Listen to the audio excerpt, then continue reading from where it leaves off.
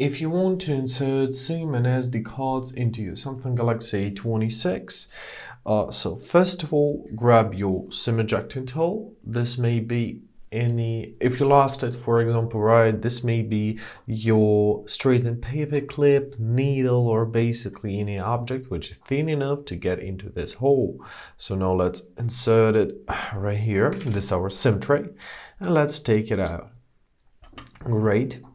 So here we see two slots for SD card and for SIM card. This slot for SD card can also be used for your second SIM card. However, today I'll talk about the combination of your SIM card. Let's insert it first. So simply gently insert it into our SIM tray, make sure that it sits snugly and tightly, and grab our SD card and let's insert it as well.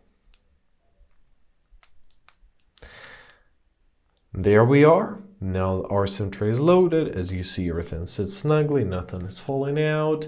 Make sure that the contacts are facing top. And now let's grab it and gently insert our loaded SIM tray right into our phone.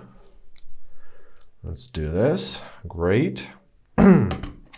Now let's check out if our phone recognizes both an SD card and the SIM card. So first of all, let's open up My Files. As you see, the SD card is recognized, we have an access to it, and let's check on our SIM card. So scroll down from the top right corner and you see the connection here, so it means that it's connected, and basically that's it. And I hope this video was helpful. Thank you so much for watching, have a great day, and please consider subscribing to our channel.